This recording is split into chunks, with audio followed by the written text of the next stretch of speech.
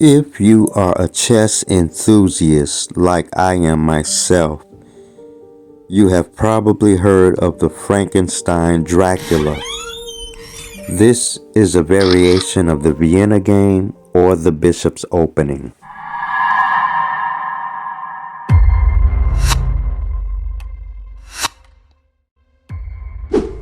Dracula is not afraid of Frankenstein.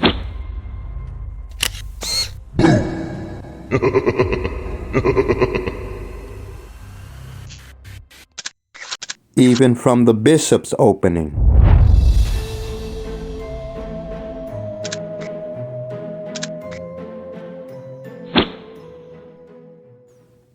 If you were confronted with this move in a game, would you be afraid? Well, check this out. You have just journeyed into the deep woods of the unorthodox.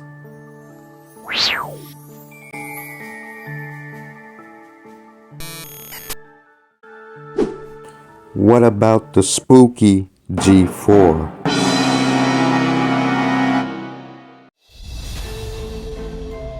This is known as the Grob. Pawn on G2 to G4 is played on move 1. How would you play against this as black?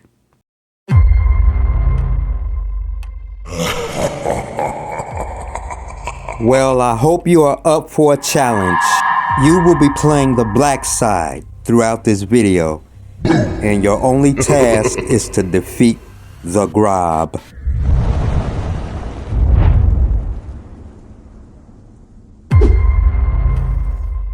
Okay, so you'll be playing the black side against white's Grob attack. But I do have to warn you, the Grob is super tricky.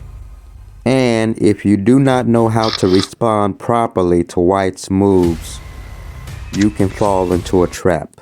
And last caution before you start, the opening is packed with deadly traps at almost every turn. And now, let me give you the opening moves.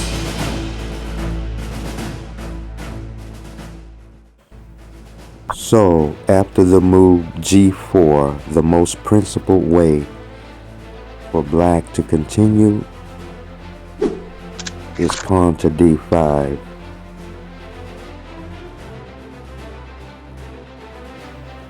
Now, black can, of course, decline the gambit, but that's not exciting.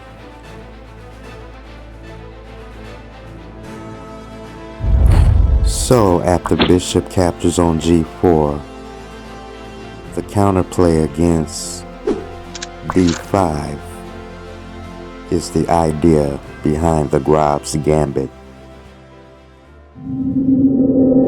Now, black does have a number of pathways to choose from, but we're going to consider the main lines. What benefits does white have for playing G4?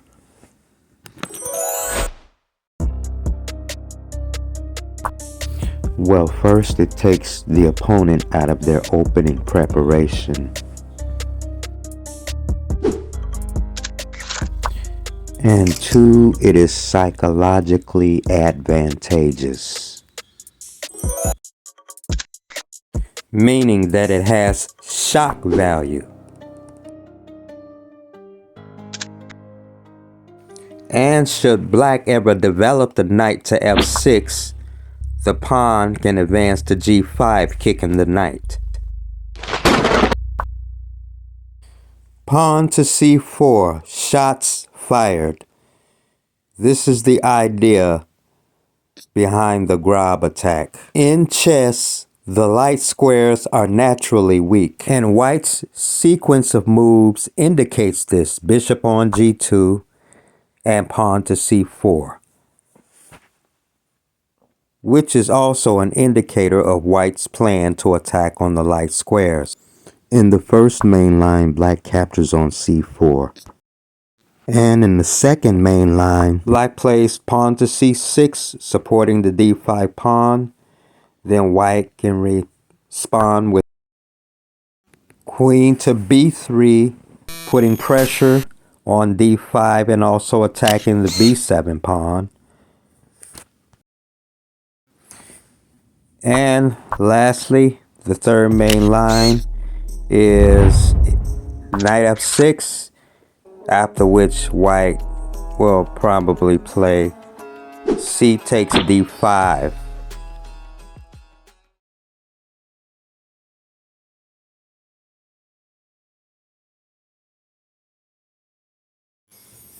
Alright, the game is just now starting.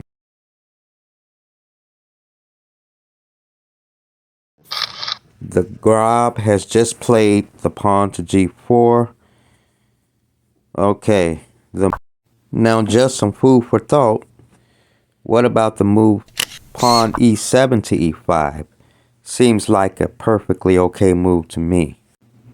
Perhaps it's because black wants to attack the pawn. So you decide to take the pawn on g4. Now after c4, what is your initial response?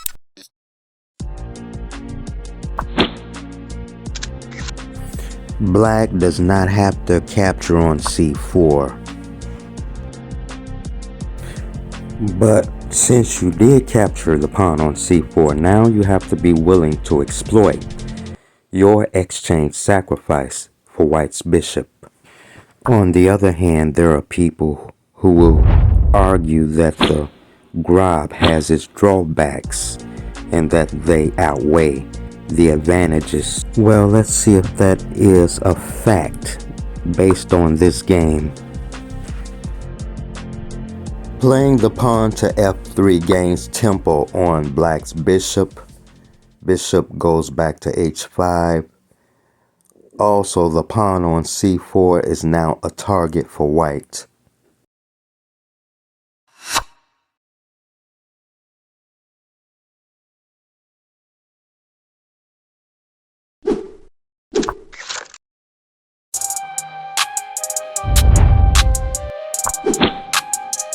After capturing the pawn on c4 with the knight, white now has play along the d1 to a4 diagonal.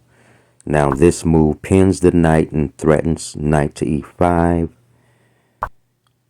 Black simply pushes the pawn, and now there's a double hit on the knight on d7. There is an imbalance in the position.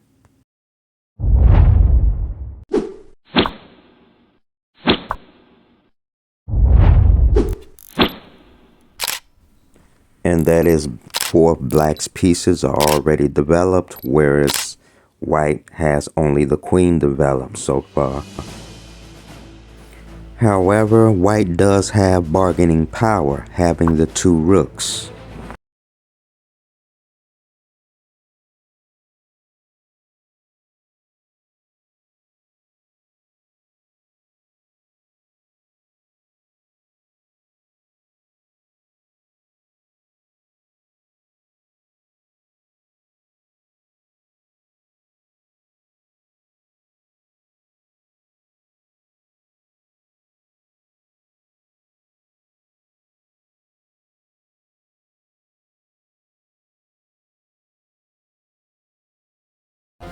One feature of white's game is that white is the aggressor here.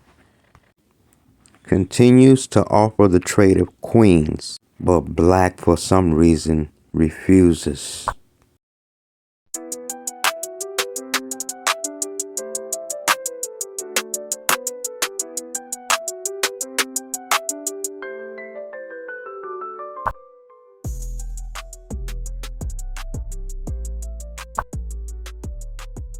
Okay, let's pause for a moment. White now has a passed pawn on the 5th rank. Now it is time to test your board vision. You're playing black. You see that white wants to push the passed pawn to d6. Your piece is on e7 and d7, your knight and bishop. are in the way.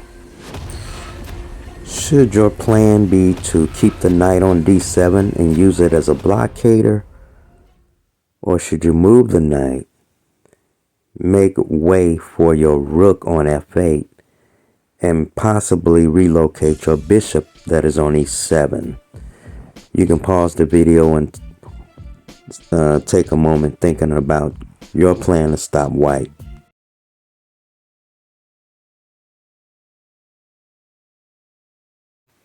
Okay, we're back.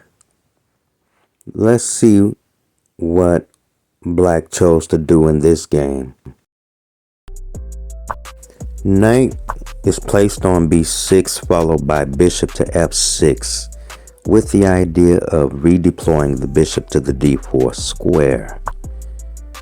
The pawn on c5 will support the bishop, and then black will place the queen, if allowed, on the dark square diagonal, namely the d8 to h4 diagonal.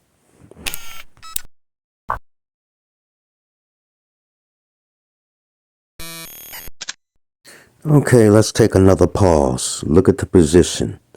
Can you formulate a plan to attack white? How will you attack the Grob? Maybe this will give you a clue, but the dark squares for white are weak.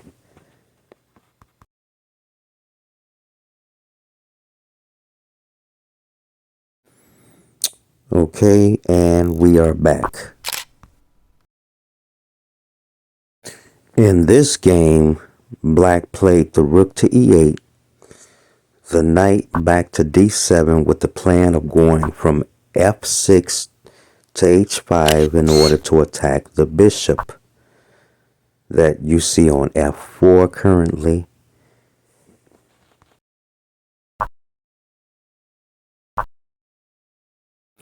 Now what you can do is take any of these positions and work them out in your computer, or you can even play these positions with either another person, or you can play this against the engine. And now let's move on to other possibilities. You're playing black. Well, so you want to know how to defeat white's Grob attack. After g4, d5, bishop g2, and bishop takes g4 and c4, the Grob has succeeded in luring your light square bishop off of the c8 square. Consider the following position. The point of white moving the queen to b3 is that both pawns on b7 and d5 are attacked. But after, let's say for example, the knight moves to f6, and if white takes on b7, then knight on b to d7, d4, rook b8, queen takes a7. The move you make is queen over to c8, and black is already threatening to trap the queen with rook to a8. Well, do you remember when I mentioned earlier that black can play the pawn from e7 to e5? Well, let's consider a game in which white chooses a more subtle approach. g4, d5. h3 is calmer. However, it's very subtle. Now you can play e7 to e5, which leads to bishop g2, c6. However, after d4, e4, the move is c4, and the Grob begins the process of trying to tear down your central pawn structure.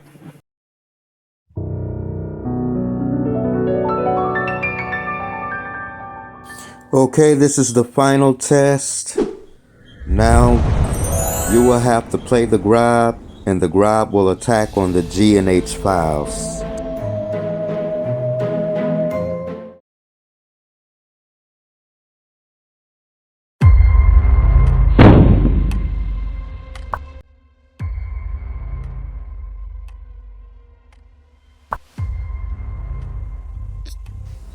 Okay, the game begins with the standard G4 and D5, Bishop G2, C6 is played here. A new move, pawn on G4 to G5. Very effective for white. So how do you continue? You strike in the center with E5. Pawn from H2 to H4, G6, and after D3 to open up the bishop, black fianchettos, but the powerful pawn on H4 to H5 comes into play. What do you do against this move? Capture perhaps? Now the light squares are questionable around the king. Developing the bishop to F5 to cover those light squares. Pawn to E4, there's a trade. Now there's no light square bishop for black. So how will you compensate for the light squares around your king? If you're playing black, pawn to F5 with an attempt to get rid of the G pawn, but queen to H5 check comes into play. Okay, this is part 1. Stay tuned for part 2. Part 2 on how to defeat the Grob.